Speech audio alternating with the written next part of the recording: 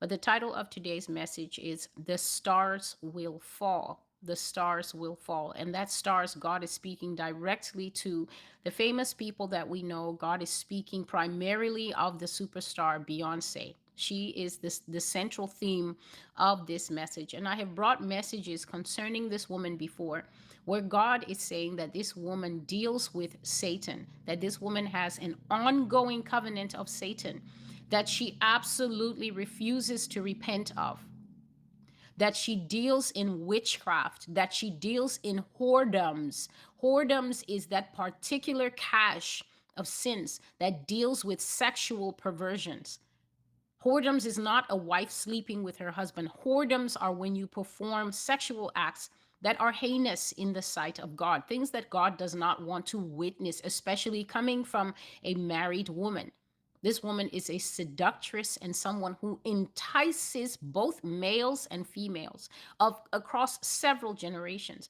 And I remember right before I performed, I raised my hands up, and it was kind of the first time I felt something else come into me, and I knew that was going to be my coming out night. But God is saying that he has reached his full cup with Beyonce, that she is not going to be tolerated in the earth anymore. And the penalty upon this woman's head is death.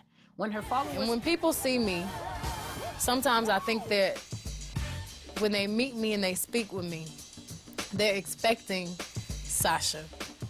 And I'm really kind of shy, and not really shy, but more reserved, and nothing like Sasha.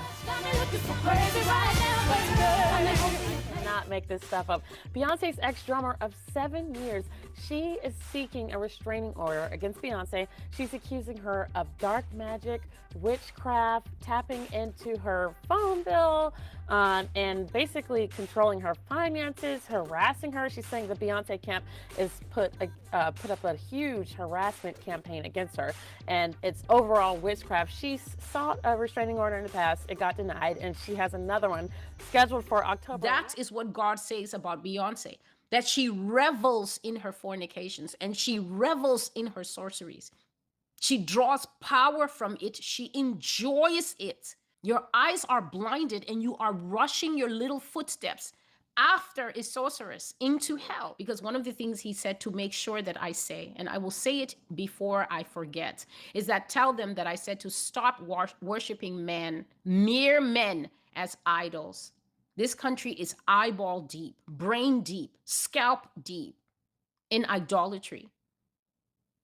Worshiping football stars and NASCAR stars and NBA stars and movie stars and music stars, exalting mere flesh to the level of gods. And I have spoken in many prophecy that God said, America, your gods will die.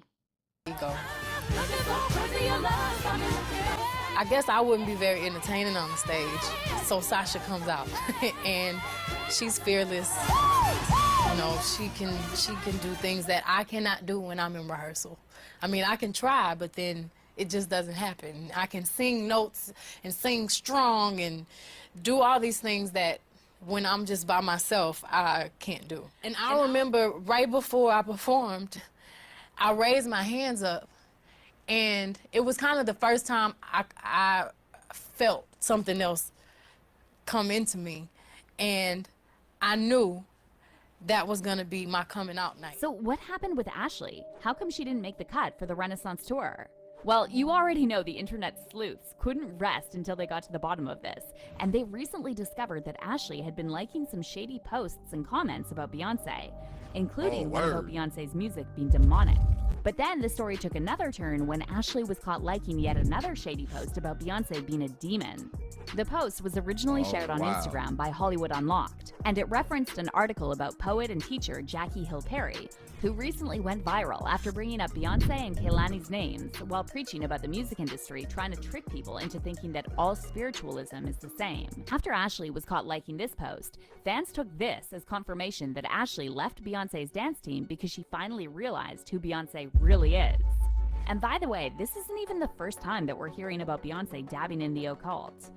Back in 2018, Beyoncé was accused of doing black magic by her former drummer, Kimberly Thompson, and Kimberly even filed for a restraining order against Queen Bee, alleging in her court documents that Beyoncé started a campaign against her that included extreme witchcraft, dark magic, and magic spells. This has been going on since 2006, and it's just been getting worse and worse and worse. And for a very long time, I put this person on a pedestal. I loved them. I'd send emails, publicly, happy birthday and all this stuff. And the entire time, this person was casting spells and manipulating me and controlling my job situations, my relationships, just all kinds of things. Now, when this news first broke, most fans dismissed Kimberly as crazy and claimed she was just bitter because Beyoncé fired her. However, now that Ashley, who spent over a decade in Beyoncé's close proximity, liked a post about Beyoncé being a demon, many fans are now saying there's probably some truth to all these rumors about Beyoncé not being as nice as she seems. It's crazy how manipulated people are to see Beyoncé as a queen, one person commented. They're making us worship her in front of our eyes, and we just let it happen. I raised my hands up, and it was kind of the first time I felt something else come into me.